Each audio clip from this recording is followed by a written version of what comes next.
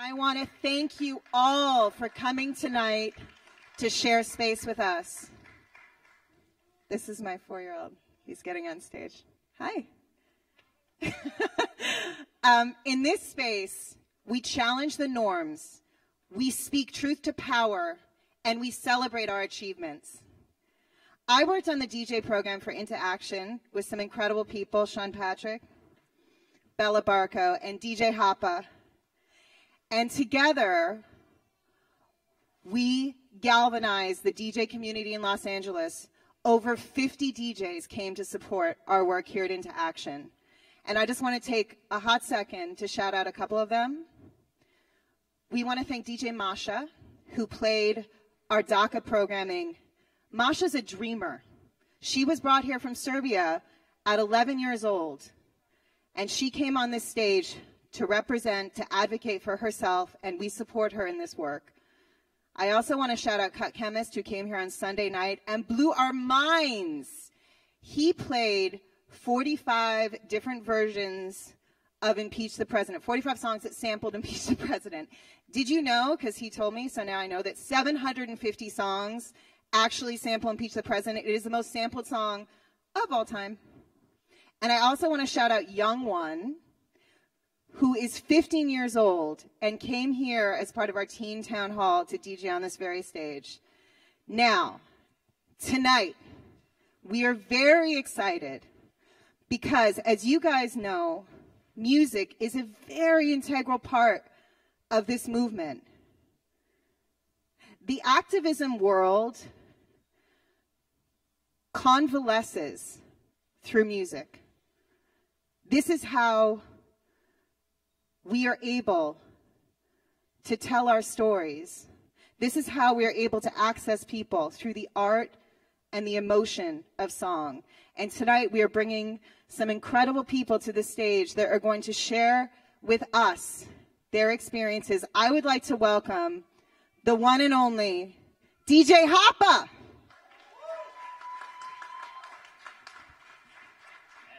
Yes, yes, yes. How's everybody doing? Oh, come on. How's everybody doing out there? Thank you. Let me have you do me a favor. Let me have everybody get a little bit closer. Come on in. If you're on the back row back there, I need you to get a little bit closer. Move a couple rows up here. We won't bite. I promise. I want to thank everybody for being here tonight, this evening, and I want to bring up these peers and friends of mine who have volunteered their time to be here tonight to join me on this panel. So I just want to bring them up real quick, and then we want to get right into conversation. Before we do, though, let me just say this. We have Scratch DJ Academy, who has set up a couple of different activations here. So there's a vinyl rig that's up here where you can learn how to scratch. There's some of the new technology that is over here where you can learn how to set cue points and create drum patterns and set loops and do all that kind of stuff with software. And then in the back, we've got this really cool vinyl art setup. So I encourage you, we'll have enough time once this panel lets out for you guys to get a chance to move around the room and get a little bit hands-on. But for right now, I want to bring up my friends for them to come up here and start this discussion. So let me bring them all out. Make some noise for Arabian Prince from NWA. Yeah, yeah. Yeah, yeah. My man. He's always got all the cool technology, too. He's live streaming from his necklace, by the way. I'm not joking. He really is. Let me bring up Kittens. Everybody make some noise for Kittens. Yes. He's live. This isn't on. Yes. Is it on? Hello? No. Yeah, Oh, there it is. Oh, there we go. I'm not live streaming on my necklace. I'm jealous. And then they coordinated outfits. They called each other before they got here, so that way they look nice together up here. Everybody make some noise for my buddy A-Trak.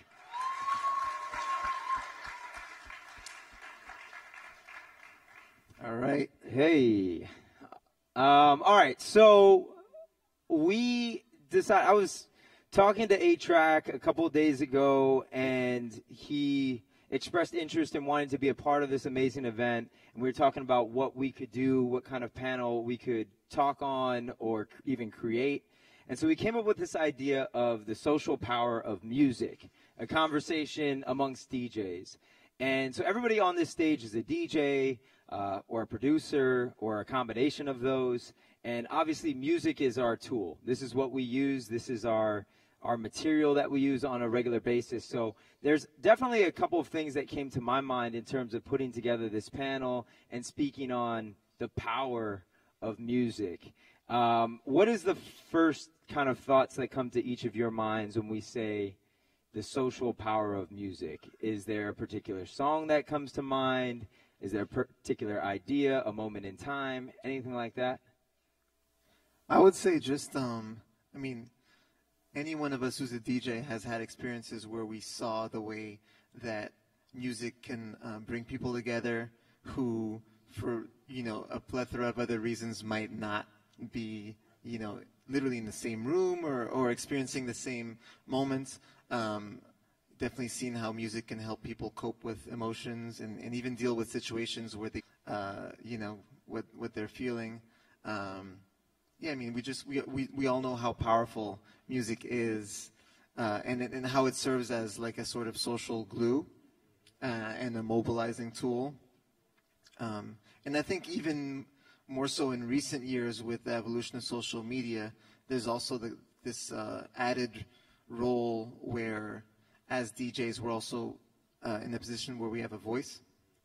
You know, so it's like music, we're musicians, we're DJs, that turns us into personalities, and then having any kind of name then gives us a voice as well that we can use for, you know, things beyond the music itself. Right, like the evolution of the DJ from being in the corner in a dark bar, and nobody even knows that you're there, to now DJs being front and center and front stage. And I agree with you on the social media side. What about the two of you kittens? What comes to mind, the social power of music?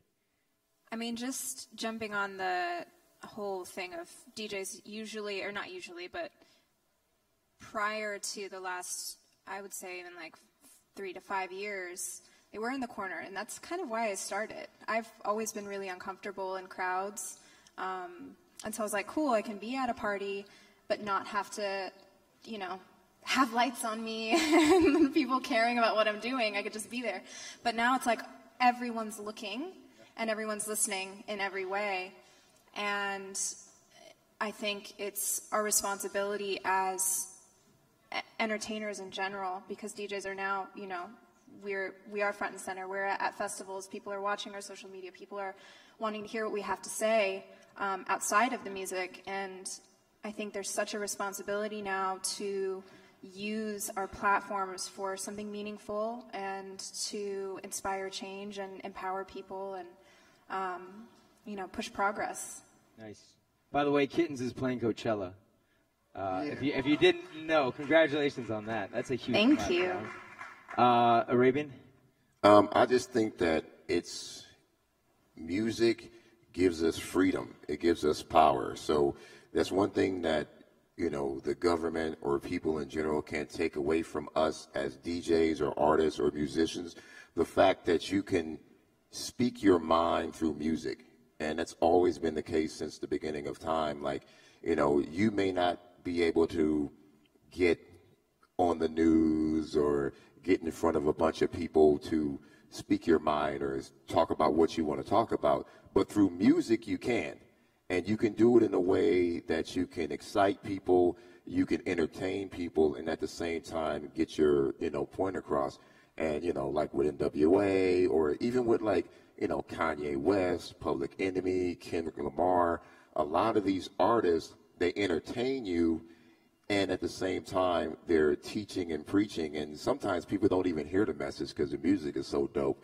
Right. But they're singing the song. So the message is getting across, and the message is going from this person to that person throughout the world and throughout the country. And I think that's the power of music in general, you know, when it comes to this. Yeah, no, I definitely agree with that. And I think there's some glaringly obvious examples of artists, right, of songs, Fight the Power, Public Enemy, right, Fuck the Police, NWA, right, Straight Outta Compton even, you know, and there's these examples, or even some of Kendrick's work now, right? But one of the things that we were talking about even was that there's a spectrum of music, and music can move people in different ways. And you and I were speaking about this a little bit too, of, I brought up the question, a lot of us here also dabble in multiple genres, and, even on the dance side, a lot of us up here have dabbled in that genre as well. And I brought up the question, could there be dance records, like a lot of the records that are literal and are out there of saying, let's revolutionize, like all of that tends to be more hip-hop records or punk rock. But can dance music do that? Could somebody create a dance track today that does that? Yeah, definitely. Also, by the way, music that has a social message doesn't only have to be protest music. Love is a social message, right? True. So, True. And I think dance music has this almost like a implied effect where it brings people together, and it has a sort of liberating feeling.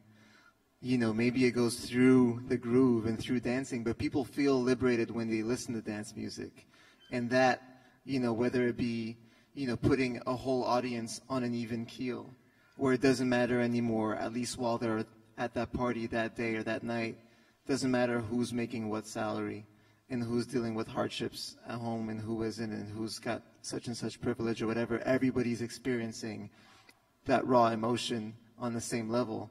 That's powerful, and dance music does that. But yeah, like we were saying a little bit earlier, I was kind of bringing up this idea that having a message in music can be, in some cases, literal, and I think, early 90s rap definitely went through that. The examples you gave, Public Enemy, and NWA, and many more. But I think it's also interesting to see where the Kanyes and the J. Coles and the Kendricks brought it, because I think that wave of artists brought a complexity to it, and it's funny, even thinking about, in the sort of neo-soul years when, Common or Kweli would give interviews where they'd be like, yo, we want to rap about booties too. No one only thinks about one side of the message. I think Ye really brought that to life in terms of the complexity that is so human, to be like, yo, I'm down with, we could talk about protests and sit-ins and this and that, and also the next day I might just want to talk about, girls shaking their asses or the workout plan or whatever, and that can come from the same human and from the same mind. And I think that's important too, because I think people listen to that, people listen to music that has a message and they try to identify with it. And, these artists, especially on the hip-hop side in the last 10 years or so, who presented this kind of message within a complex scope that says, I can feel like this and I can also feel like that, and it's not a contradiction. Right. I think that helps even more people relate to it. Right. It's human. What is the most memorable experience that any of you can think of where music brought people together? Was there a time where you were maybe in another country or at a particular show, whether it was you behind the decks or somebody else? Was there a particular moment that stands out for any of you? Why is everyone looking at me? I'm going to pause on that one because I just wanted to throw something else in what we were speaking about before. But just with dance music in general, the culture is so much about the whole plur, peace, love, unity, respect thing. And that's so ingrained in just electronic music culture. Yeah. And I think, I'm sorry? It's it's built on tolerance, right? It's welcoming. And I think it's interesting because we've seen dance music go through so many, different avenues, and coming from places like Detroit and Chicago, or people of color and queer people and everybody were pioneering this stuff, and then it kind of went to a more white-leaning realm, and I think it's become so much more mainstream, and so the plur aspect has gone along with that. But I think that having discussions to remind people of being, following that plur aspect. It sounds so silly saying plur, but it means peace, love, unity, respect. Yeah, it's easier than saying all four of those words. But being able to remind people of that, have these conversations, so that the newcomers to the dance music world remember, like, oh, maybe if I'm a dude here, let me make sure the women around me are safe and comfortable. Or if I'm a white man, let me make sure this, like, black man or this, whoever, person of color or other minority is really comfortable and feels respect and feels safe in this space, so we can all equally enjoy this music, and energy and share and all that in the same way. Yeah, I think that sometimes that gets lost. Yeah. Or that has gotten lost more recently. Yeah. To answer your question about like a specific memory, I have two moments that really left a strong mark in my mind of seeing that power of music firsthand. One, I remember I want to say it was around 2003. I went to South Africa, actually to participate in a sort of panel workshop, the Red Bull Music Academy, and the way, like, the part of Cape Town where this activity was set up was in the part that tourists usually visit. But there's a DJ that I knew from my battles a couple of years prior who wanted to show me other parts of town, and so he drove me through kind of the townships. And I remember he was telling me about how, like, I still have a clear memory, and this is 15 years ago, of driving down these streets and crossing certain roads where he would say, so this block that we just passed has one gang, and then we cross this street, it's another gang, and they don't speak to each other. And then there's a gang across the street too, which, I mean, even LA used to be known for that. But the thing that was particular there was South Africa has an extremely high AIDS rate. And he was explaining to me how a lot of people still didn't really have the basic facts and knowledge on, how AIDS is transmitted and how to protect yourself, right? And he was saying that some of the new radio stations that were just being built were really important to him on a social level, because radio and also certain concert type of events, in other words, a platform built for music, was literally the only way that you could get the attention of people from various neighborhoods and various gangs. And they would talk about, things like, how do you protect yourself from AIDS, and how, can you catch it like this or like that? And what's a myth? They would talk about that on the radio between songs. And he was saying how amazing it was that was the only tool that could get everyone's attention. And I remember thinking about that for a while, the whole rest of that day, being like, wow, like, music can cross barriers that nothing else can, right? And then my other memory is from just 2 or 3 years ago. There was this boat party, Mad Decent boat, that I was a DJ on. There was like 4,000 people on that boat. And someone jumped overboard and died. And it was a very strange, sort of surreal experience for everyone on the boat, because people went on that boat to party, and everyone was drinking and partying. And when the organizers realized that someone had gone overboard, they had to abruptly stop the party, stop the music, instruct everyone to take a seat, and let the authorities start this search and rescue thing. And there was a heaviness that you could feel anywhere you went. You could, like, the emotion in the air, you could cut through it with a knife. And they stopped the music for many hours, and it got to a point where people didn't know how to feel or how to even talk about it or what to do next, because everyone was just sort of like, is it true that, people are passing along rumors of that this happened or that happened? And later that evening, after like 5 or 6 hours of no music and of people just coming down from whatever they were doing, partying, and trying to literally figure out what to do with themselves, the organizer asked my friend and I to start playing music in one of the venues. And I remember he said, like, play some classic house, actually. Funny, because you talked about dance music. Played some classic house to have this sort of soulful feeling, and let's hope that people will come together and deal with their emotions by dancing and by experiencing, like, yeah, just sharing this time and space together. And we ended up DJing for 4 or 5 hours as everyone started dancing. And you could tell that after like an hour or so, it felt like the audience felt ready to receive maybe more energetic music. It's like, you know what?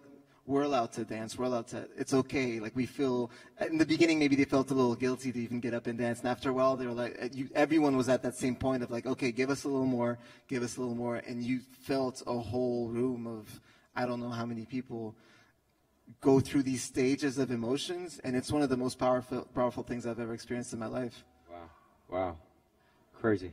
Yeah. And also, like, it's funny, you mentioned South Africa and gangs in LA. Music also has a way of control because of emotion. You know what I mean? So in the early 80s, gangs were like really prevalent in LA. And I was part of a crew, Uncle Jam's Army, and we used to do these big concerts at the convention center, like 10,000 people at the sports arena or the convention center partying. Like, there was no concert, it was just DJs. And, you know, you got 10,000 people in a room together in LA with gangs. You could actually see the Bloods on that side with red rollers in their hair partying. The Crips over there with blue rollers in their hair partying. And eventually throughout the night, as they got drunk, you would see them walking and starting to get together and like, oh, here it come. And they would start fighting, and it was going to shut down the party. But us as DJs, we knew how to stop it. We would throw on Flashlight or Knee Deep, some Parliament Funkadelic, and all them fools would stop fighting and start partying and throwing up their gang signs, and it was the music that kept them from fighting. Yeah, wow. You know, and that's when we realized that music is powerful. Like, if you could stop 2 rival gangs from killing each other with one song, you know, you got something. Yeah, no, absolutely. And by the way, let's not forget that, you know, we're talking about hip-hop a lot specifically because hip-hop tends to carry that message, but let's not forget that in the beginning, in the Bambaataa days, right, Zulu Nation came from street gangs. And for, you know, we always hear the stories of Bambaataa and his brothers doing those park jams as a positive alternative to people being, you know, engaged in street activities. Right. So the whole foundation of this, you know, culture and movement came in large part as a way to just avoid, you know, violence and other things. Right, like bringing people together and unifying them as opposed to other things. Amazing. Kittens, is there anything that comes to mind in terms of a moment where you saw the power of music? I mean, whoa, that was really loud. In a way, like, I've been doing something myself to try and kind of bring people together, but in a way it's also like gender focused, so I guess some could say it's separating things in a way. But I've been doing a workshop called Power, and it's basically just specifically to teach women how to DJ, how to navigate the industry as a woman, tips and tricks, la la la. But in doing those, I like the response that I got for women that wanted to be involved, who were, you know, nervous to try something new before, didn't feel included in the community because it's so male dominated and has been for so long. It's like just the last few years we're seeing more women front and center. So being able to host these workshops where all these girls can come together when they probably wouldn't have met before, they probably would have waited a long time to try something. Like, it took me years to just get over the fear of trying to DJ and like actually buying turntables and messing around. But yeah, seeing these rooms of all these girls who are just so wildly different, but the thing that brings them together is wanting to learn and feeling safe and feeling this kind of community with other women who are interested in music the same way. It's just, it's been so overwhelming and incredible. And and knowing like how they've all kept in touch after. Like I made them all a Facebook group, so whoever attends, they can all just post, you know, I'm playing here, I'm playing at this bar, I have my first gig, or does anybody want to come play with me? Does anyone want to practice, share music, you know, blah, blah, blah.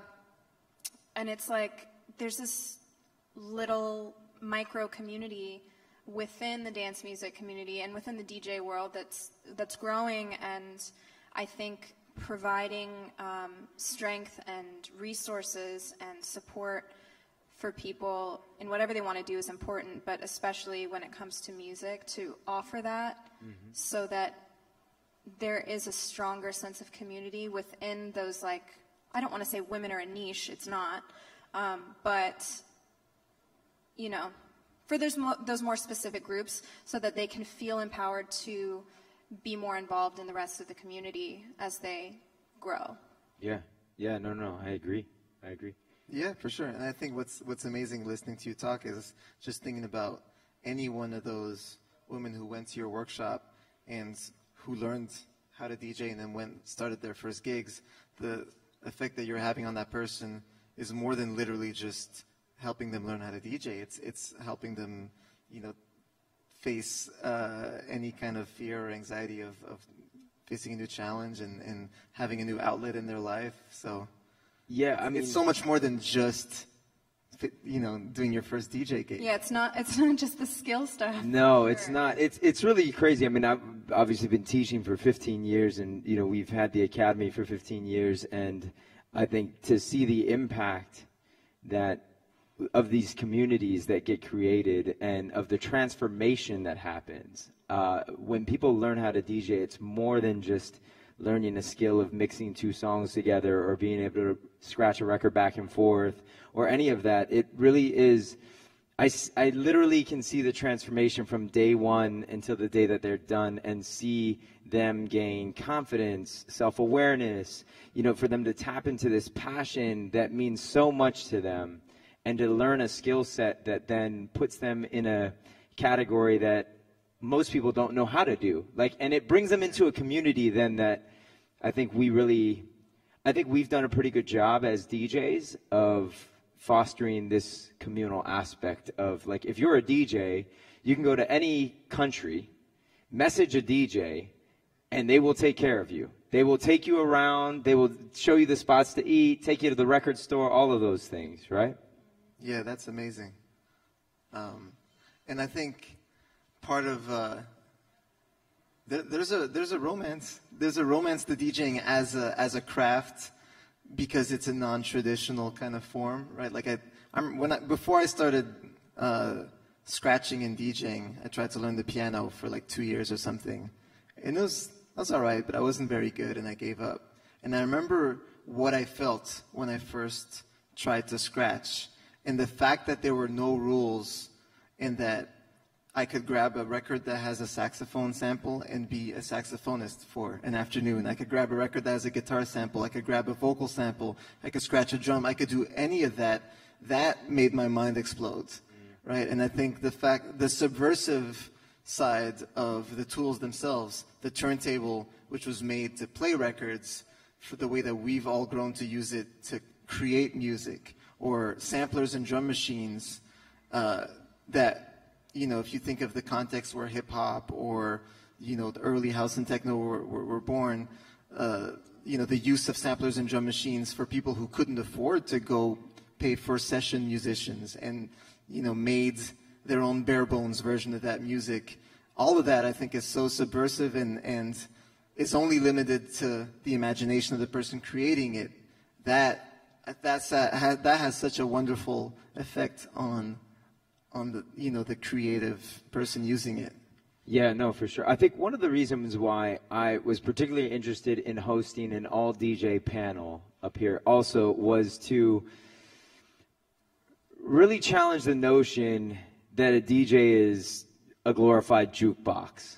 And that the DJ is merely just hitting play or pushing buttons or just playing songs, and to really focus on the artistry of DJing and putting DJ in that same category as a visual artist, as a painter who's out there, You know, Daisy mentioned this earlier. Cut Chemist came in here and played 45 tracks that all sampled the Honey Drippers' Impeach the President. Like, that's art.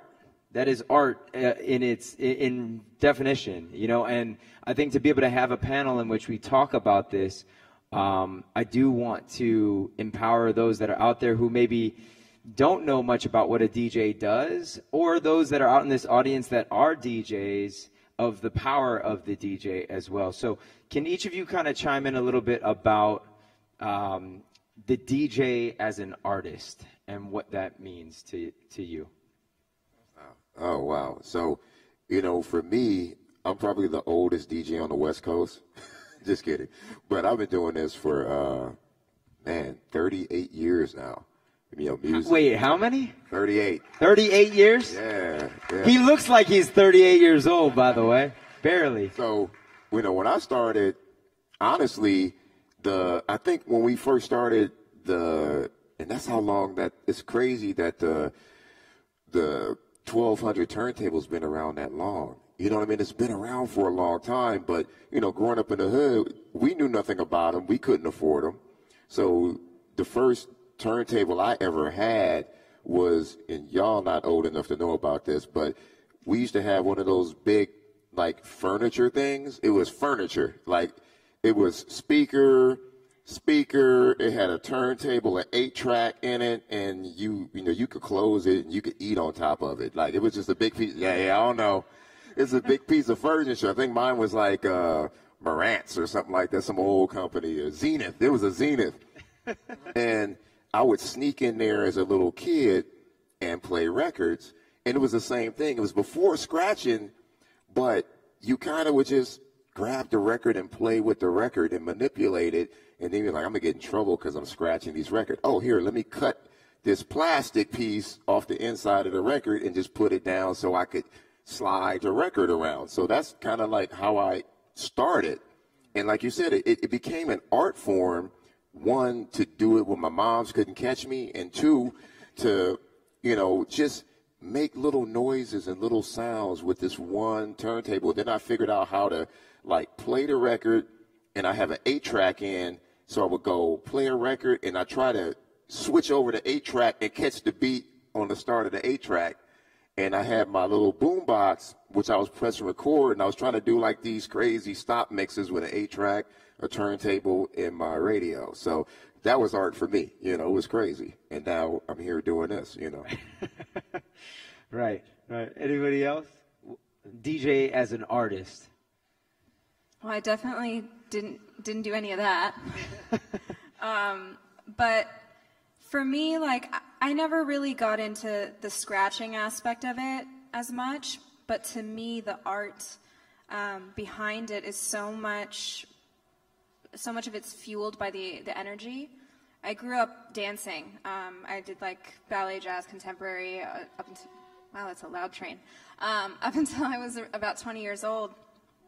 And that's really how I interacted with music growing up. It was so much about the feeling, and no matter how upset I was in life or what was going on, I could just physically throw myself into the music. And once, you know, I grew up and started going to college, I didn't have the time to go take dance classes anymore. I couldn't live at a dance studio for 5 hours a day. But I would go out to clubs, and I was dancing there, and that was such a therapeutic, important experience for me. And I started seeing DJs, and I was like, God, they're interacting with music and in a different way, and I feel like I can get the same kind of satisfaction and emotional release and interaction with music that I do with dancing. So I started doing that, and for me, no matter how I'm feeling in a moment, or whether I'm in a room where, like, I can feel everybody's energy, and it's kind of annoying sometimes because I'm, like, really sensitive to it, but whether I'm feeling something and I want to communicate that, I can do that through the song selection and through, you know, whether it's a quick cut or it's a really long mix that's, like, flowing in and out and, like, soft. It depends on the energy I'm feeling. And then if I'm feeling everybody else's energy is in another place, I can kind of curate the experience and the flow to that as well, and hope that it translates to them and gives them the same kind of physical and emotional feeling that I would get if I was dancing. Nice. Yeah. Nice. Yeah. By the way, those plates that are being broken is a part of an installation that is Okay, happening I'm like, is somebody back there. dropping stuff? Like, is there a restaurant? I know she's I don't know sensitive to the energy. that? I'm like, I'm hearing every time. No one's fighting. Right. So I got into DJing about 22, 23 years ago. Actually, a little more. Yeah, 24 years ago or so. By diving into scratching first. And in the mid to late 90s, scratching specifically had branched off from traditional hip-hop into its own almost insular kind of world. And there was certain DJs, Qbert, Mixmaster Mike, D-Styles, a lot of the beat junkies, the executioners, all these guys were taking technical DJing into this sort of like autonomous branch. And the word turntablism was coined. And it was a real movement where, any of these DJs that I just named would say in interviews or whatnot that the turntable is a musical instrument. And there was a moment in time where that was a point that wanted to be proven. Not to say that DJs before that generation weren't doing musical things with records, but it was at that point that people wanted to claim that and have it be respected. And for the first 2 or 3 years of my DJing life, I wasn't even interested in mixing records yet. I wasn't interested in playing other people's records yet. All I wanted to do was learn how to scratch, master it, learn all these other scratches, get better at it, come up with my own tricks. I started entering battles. I won a lot of competitions pretty quickly when I was very young. And that put me almost as this sort of like fresh young face of that movement that was already starting to happen. And it's interesting thinking back at where my group of friends and I were positioned as turntablists and scratch DJs during those years. By then it was like maybe 97, 98. I remember having an interview, there was a column, like an interview about me in Interview magazine, Andy Warhol's magazine.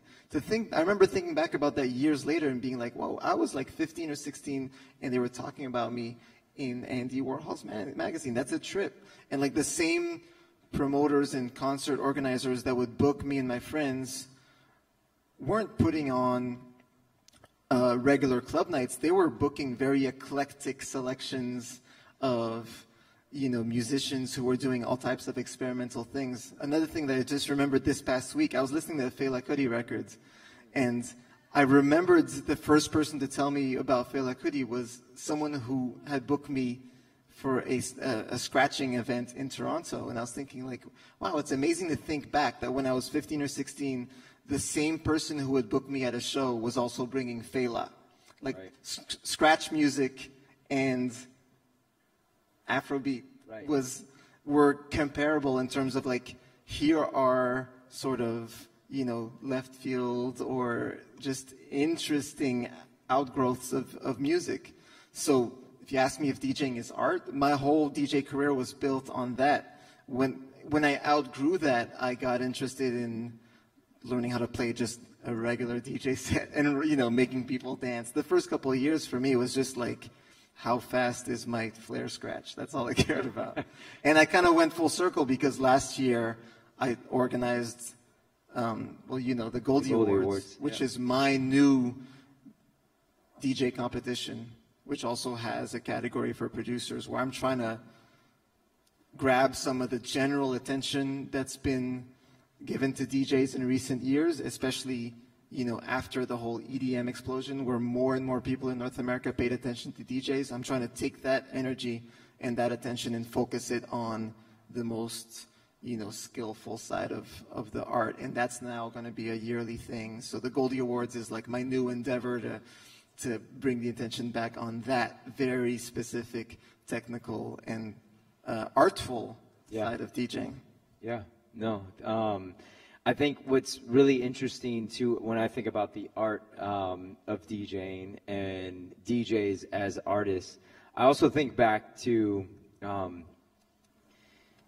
when I try to explain what a DJ does to somebody who maybe is new to DJing or is just being introduced to this.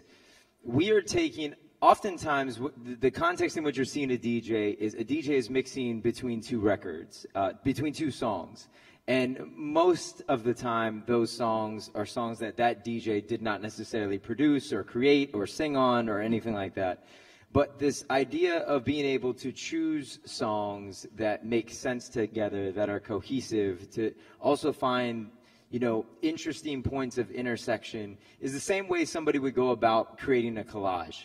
Like if you were a visual artist and you were taking all of these different, you could dig around for multiple types of samples or whatnot that were out there and to try to put this together into one piece. That's essentially what a DJ is doing in most cases. So it's really interesting when I think back to that, though, of, then a DJ being regarded as an artist. I also want to challenge our community that's out there. I want to challenge every DJ that's in this room, that's listening into this, to try and push the art and to push the art further. And A-Trak and I have had many conversations about this around, him developing the Goldie Awards and trying to bring some of the technical aspect back. But even outside of that, if you yourself don't gravitate towards the technical aspect of it, I would still say as a DJ, there are plenty DJs that are out there that have become a bit complacent. And you know who you are. I'm talking to you if it's resonating. But it's like, I feel that as artists, we really need to stake that claim back and say, yes, in fact, we are artists and we aren't going to be shoved in some corner and have the lights low and this and that. And there really is an art to what it is that I'm doing. And I'm not just going to sit up here and be like, what do you want to hear? Okay, what do you want to hear? All right, that's coming up next. And that's coming up next. And there's a real art form behind it. Any other thoughts around this? Yeah. Also, too, what I really want to get people to understand is being a DJ or a musician or artist in general, it's a gateway drug to other things. So you got to open your mind. Like, this is a starting point. And he's successful, she's successful. Yeah, I had that little something here and there. But, I never, and I'm not bragging or anything like that, I never in my wildest dreams would have thought that me DJing little elementary school dances back in the day when I was 15 or 16 years old would turn into me being in the Rock and Roll Hall of Fame with NWA. Crazy. Or me owning technology companies and, doing all of this other stuff that's so amazing that has nothing to do with being a DJ. And what's even more spectacular is I'm still DJing. So it's kind of like I've diversified and moved on, and he has and she has. We're doing all these other amazing things, but that was the gateway drug that got us in. So those things open doors that, imagine this, like you've all been to clubs, right? And you see everybody walks up to the DJ. You know what I mean? Like I was at, years ago, I had who walked up to me? It was Lucy Liu. Freaked me out because she was just in, Kill Bill, right? And she did that scene where she chopped people's heads off, right? And I'm up there DJing, I'm doing my thing, and she like walked up to the DJ booth. I'm like, whoa, that's Lucy Liu. I'm like, yeah, I made records, I got hits, but I'm like, that's Lucy Liu. She was just in like Kill Bill. And she's talking to me like, oh, I love your music, what you're playing, and could you play what you want to hear? Like, she stood there for like an hour. I played every song she said. But that's what I'm saying. It's like that opens doors for you. You know what I mean? It makes you cool and hip. Like, I got buddies like that are nerds that are like dope. They cool and hip now. I think every DJ is low-key a nerd. Like, be real. We're all nerds just playing for everybody. It's the truth. It's cool to be a nerd. You know what I'm saying? Come on, Skrillex. He's a nerd. Right. He's a tech nerd, skateboarder dude, but he's dope. So it's just a gateway drug to get you in. And I'm not saying don't get a job. I'm not saying, don't be responsible. But these skills, music and DJing and creativity, opens your mind to other things. And, once you get in and you get to a level to where you're successful, go back and pass it on. That's the key. go back and give back and bring up that next generation. Teach your little cousins, your nephew, your neighbors. Get people involved in this because this ain't going away. Right. And I'm going to be like an 80-year-old DJ. Yeah. Yeah. Isn't there somebody? There's Moby. No. Oh, not Moby. Close to it. I was excited when Guy Fieri came into my DJ booth, but I think Lucy Liu is cooler. I also think that, like, in this day and age, being a curator is more powerful than ever, right? Because we're in the age of information, and whether it be through the internet or social media, there's almost too much of everything everywhere. And most people need filters, and most people need some sort of a selection from a trusted source. Right. And that's an easy transition for anyone who's a DJ, because that's what we do. Playing music, making a playlist, doing a DJ set is a form of curation. So I know a lot of DJs have been able to turn that skill into more opportunities. And you know, similar to what Arabian was saying, for me too, anything that I've developed as far as like different platforms or businesses and running a record label, Fool's Gold, and then Fool's Gold opened the shop, then we make clothes, then we throw festivals. All these other things that I never thought I'd be doing when I was 15, scratching in my parents' basement, all those are possible because I'm a DJ. Right. Right? And I think for a lot of us, and you know, Lauren now organizing workshops and having a school is a similar thing for all of us.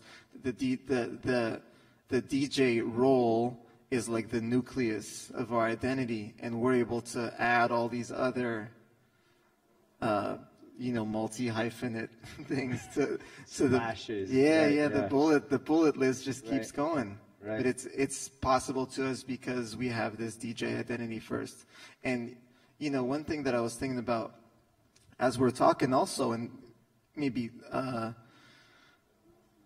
going back to the idea of social action and having a voice and using our voice, I also think that compared to other kinds of musicians, DJs have, you know, an online presence that seems even more powerful sometimes. Like if, you know, even if when you look at metrics, there are bands that can sell out the Staples Center that have less engagement and less followers than sort of mid-level DJs. And that's something that I've asked myself for a while, like why is that? Why do DJs have such a stronger connection on social media?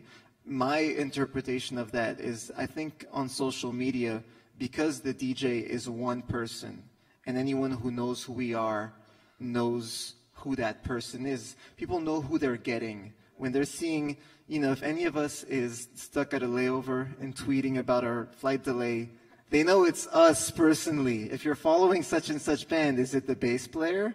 Is it the day-to-day manager? Who's tweeting about the flight delay? And the fact that people know that it's really us and our, you know, thumbs on that screen that's talking on a bigger level, I think that makes our voice really more comparable to other types of personalities. I think on the social media level, DJs are more comparable to other personalities, to athletes, comedians, social activists. Those are people who have similar social presence to a DJ more than other kinds of musicians. And I think, especially in recent years, as there's been this sort of newer wave or more recent, that was loud, right? Yeah. The more recent wave of you know, more and more people getting engaged in social action again. It's been interesting and encouraging and powerful to watch more and more people in our scene acknowledge that we can actually have an effect, a voice in what's going on in the world. And that's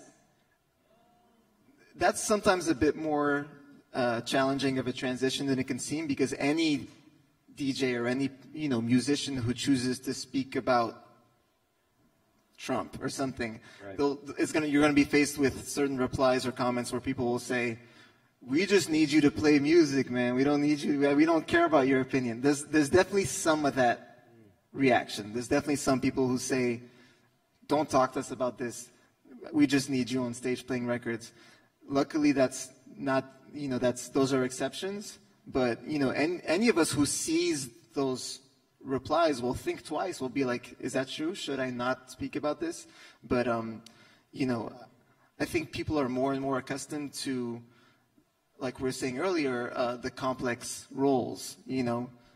We're no longer expected to only fit into one peg or one mold. And, I mean, you know, I've seen firsthand the effect of more and more entertainers using their voice for social good. Right. And carrying a message. Yep. I've surprisingly never gotten the shut up and just play music messages. I've gotten it. But I think it's because from jump, I've just been like obnoxiously outspoken about social causes and my opinion on political issues and just cultural stuff. And that, I mean, that's because I went to college. I had a normal job. I was DJing just for fun, and it, you know, kind of took the reins of my life a little bit. But I think that's something important when you're becoming an artist or you're growing in this new space and time of social media and of, you know, DJs being personalities and having such a wide platform, is you got to show what you're about from jump and be super duper authentic, because like people know what they're going to get. I like am the first person to go off about any like feminist issue, any race issue, any intersectional issue, or any minority issue. I'm like, I'm on it. Like, people hit me up to talk about, you know, different things that happen. If something's in the news, all the Me Too stuff, like, I can't tell you how many people reached out to me to kind of talk about their feelings, because they knew, like, I'm on top of that. And that's always been a huge part of my personality and my, you know, outward-facing brand. But I think it's really important, because if you are scared to be yourself and you're trying to be like, oh, let me just show like this little bit, or like, oh, people won't like that, let me try and be like this person. It's just like, this is not the time to be fake, and this is not the time to be anything other than 100% authentic, because people connect with you more and they can tell when it's genuine, they buy into that, and then you're not holding back the things that you care about, you know? If you're just getting your feelings out there, getting your opinions. Granted, there's some people whose opinions I wish they would keep to themselves, but like, you know what you're getting, and then you don't have to backtrack or deal with people. Like, I get mean messages for sure of people who have differing opinions, but I've never gotten anyone who wanted me to just shut up and talk about something else. Right. I also think that any of us is probably can have this sort of thought process of like, all right, I'm at a point in my life where I want to devote energy to things that matter to me, and I'm willing to deal with the consequences, whatever they may be.